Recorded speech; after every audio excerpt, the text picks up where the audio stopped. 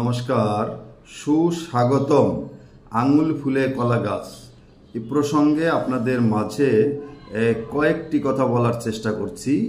আপনারা জানেন আমরা অনেককে অনেক সময় বলি আঙুল ফুলে কলা গাছ হয়েছে। এটা আমরা অনেকে বুঝে বলি, অনেকে না বুঝে বলি যে আঙুল ফুলে কলা গাছ অর্থ কী, অর্থাৎ আঙুল ফুলে কলা গাছ আমরা কেন বলি।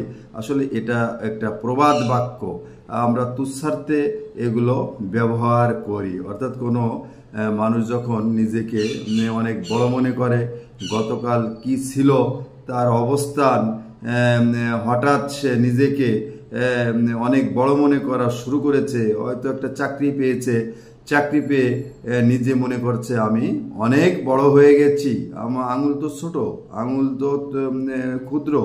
কিন্তু এই আঙুল ফুলে কলা গাছ অর্থাৎ নিজেকে সে মনে করে কলা গাছের মতো লম্বা হয়েছি, মোটা হয়েছি। এজন্য প্রবাদ বাক্যটি মানুষ ব্যবহার করে যারা নিজেকে হঠাৎ বড় মনে করে। গতকাল চাকরি ছিল না, অনেক কষ্ট করে খেয়েছে, মানুষের কাছ থেকে টাকা ধার এনে খেয়েছে, চিকিৎসার টাকা ছিল না। হঠাৎ একটা চাকরি পাওয়ার পরে সে নিজেকে অনেক বড় মনে করে, অনেক বড় অহংকারী মনে করে, নিজেকে মনে করছে আমি অনেকের চেয়ে অনেক বড় আছি, আমার চেয়ে আবার বড়কে, আমি অনেক টাকার মালিক হয়েছি।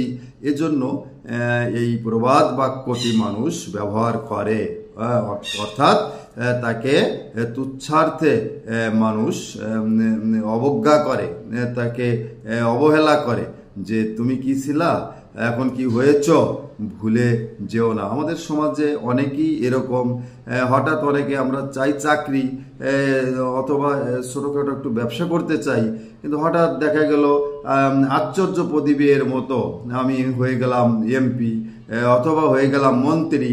তখন মানুষ কিন্তু ওই এমপি মন্ত্রীকে মন থেকে শ্রদ্ধা করে না, যেহেতু হঠাৎ হয়েছে।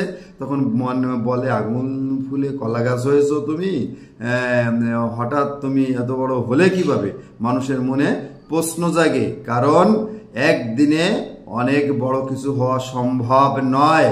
অনেক বড় কিছু হতে হলে অনেক শ্রম, মেধা, কষ্ট করা লাগে, কিন্তু হঠাৎ কিছু হলে মানুষ এটা ভালোভাবে দেখে না এবং এর পরিণাম শুভ হয় না।